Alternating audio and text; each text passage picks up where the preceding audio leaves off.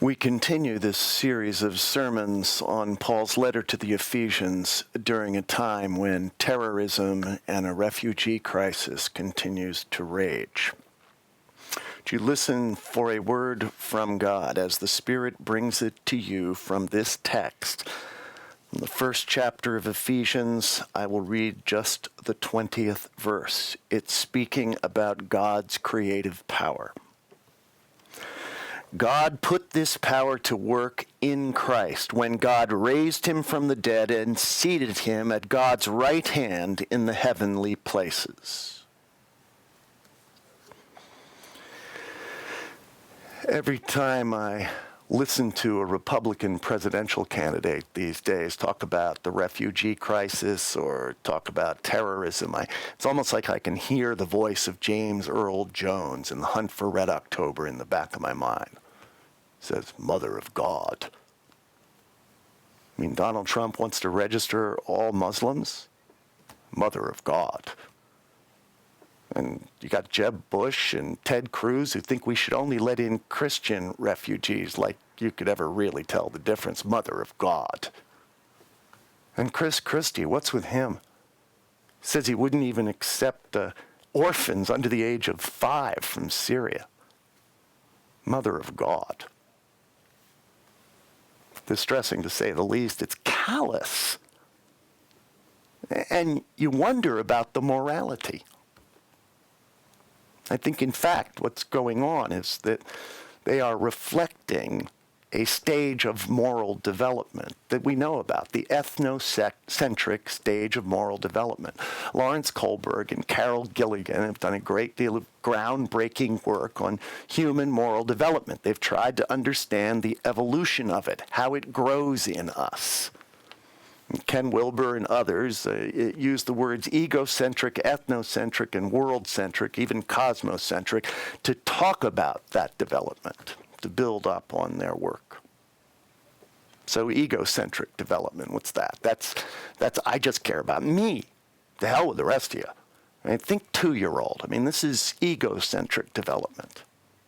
But at a certain point, we move to ethnocentric development. The circle of care expands, and I no longer care just about me. I care about me and my group. To some degree, I'm even willing to sacrifice for my group. That's an ethnocentric level of moral development. A world-centric level of moral development recognizes that to think of outside the group is to misunderstand. That really we need to open the circle of care to include all human beings, to recognize the value of all human life. That's a world-centric level of development. Of course, with each expanding circle of care, it becomes more complex. You have to hold more perspectives in your mind, be able to balance them and come to some understanding about what is right and what is wrong. It's something that's for grown-ups to do. It takes a while to develop the ability to do that. But even if we do, what happens in crisis, when there are moments of fear that take over our hearts, we contract. That's just what human beings do. It's what the research tells us. We contract, and in this case, we pull back to an ethnocentric level of moral development where we really only want to use our resources, our power to care for our group. And to hell with everybody else. I mean, even though we know that most people in the Muslim world are not terrorists, we take an attitude of the hell with everybody else, using our power in service only of our group. Christians, not Muslims. The West, not Muslims.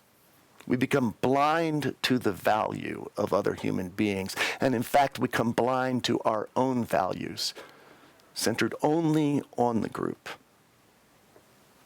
Christians and Muslims, it's almost like Capulets and Montagues in Shakespeare's Romeo and Juliet. It could be stand-ins for what Bernard Lewis and Samuel P. Huffington called the great clash of civilizations. This idea that somehow we're in a fight to the death among these major civilizations, in this case, Christian and Muslim civilization. But what happens if we view our interactions that way, as a clash, a fight to the death? What happens if we pull back into an ethnocentric level of moral development, caring only for the group, and see this as a fight to the death? Because it seems to me as though that is a lot of what's happening. Well, I think Shakespeare pretty much got it right. He understood at the end of that play what happens when we take that approach to the other. Where be these enemies? Capulet, Montague. See what a scourge is laid upon their hate, that heaven finds means to kill their joy with love. And I, winking at their discord too, have lost a brace of kinsmen. All are punished. That's what comes when we pull back into an ethnocentric level of development, caring only for our group, in a clash of civilizations, fighting to the death. All are punished. All are punished on the world stage. All are punished when we take that point of view, even in business. One group fighting against another. In fact, all are punished if we take that all or nothing view against the other.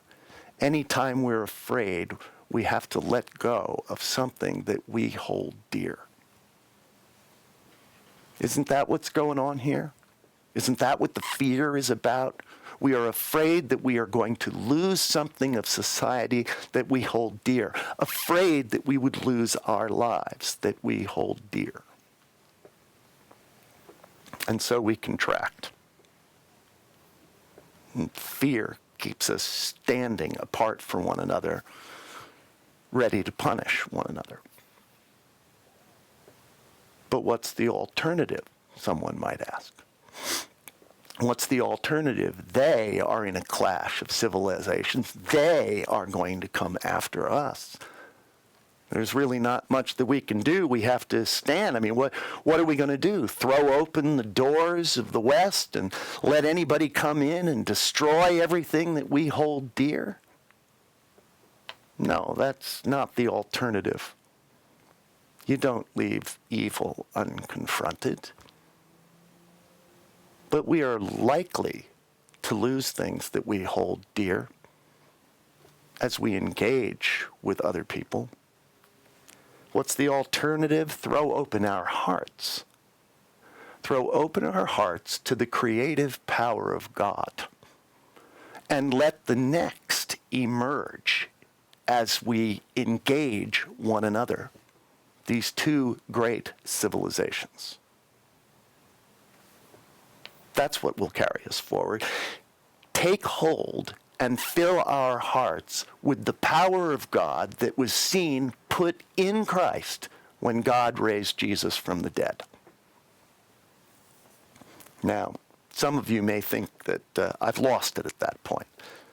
I'm relying on a magic God, a God with a magic wand that rolls back a stone and brings a dead person out to fly up into the air or some such thing. But that's not how I view the resurrection. Now, all those years ago, on that morning of resurrection, something happened.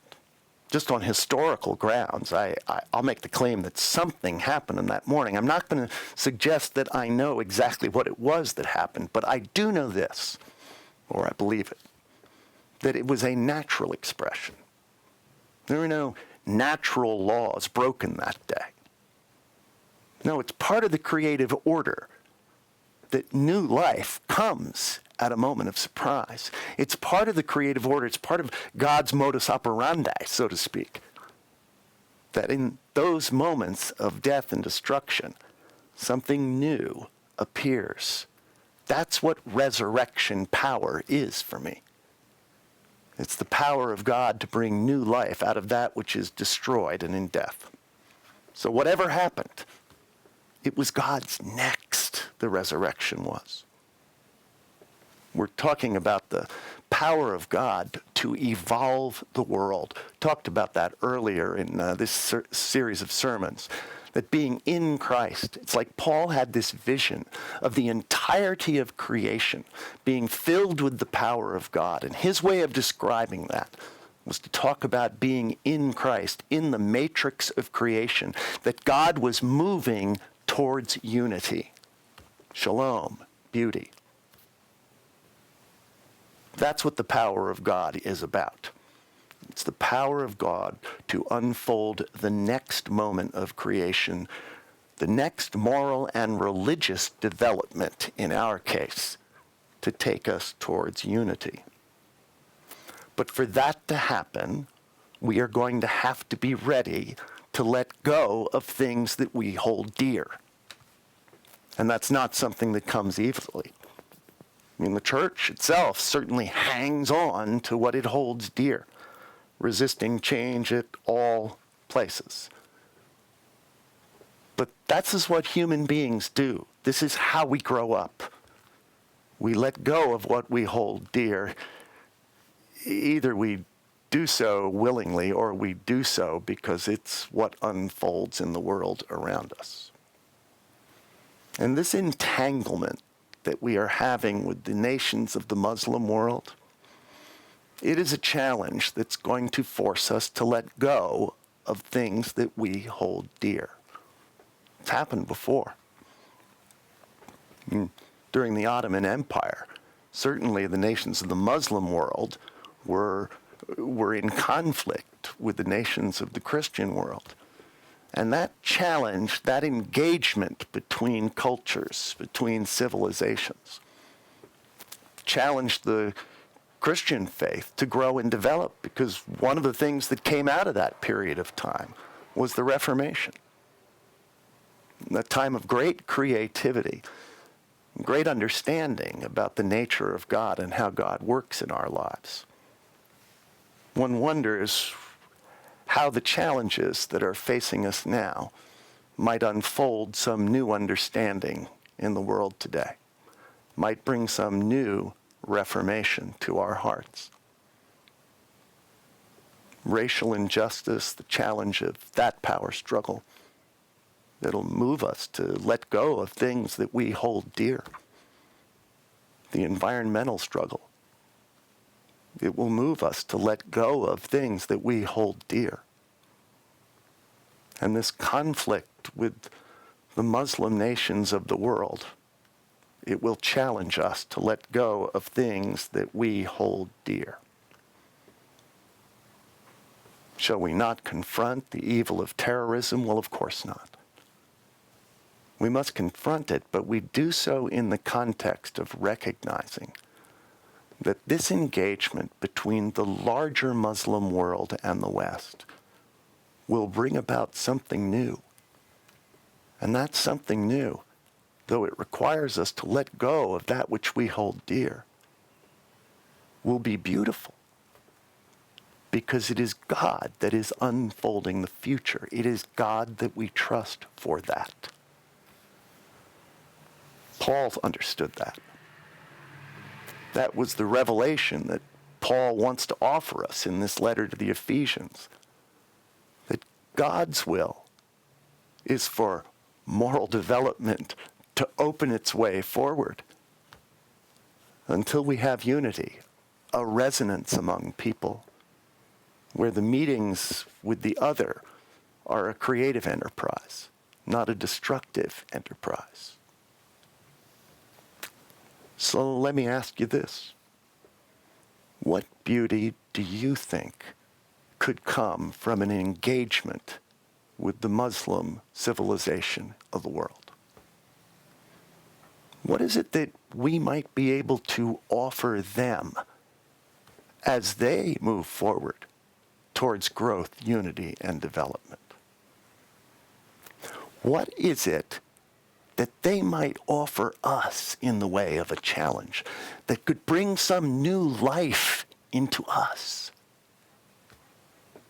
It's not like the the Western world couldn't use an upgrade.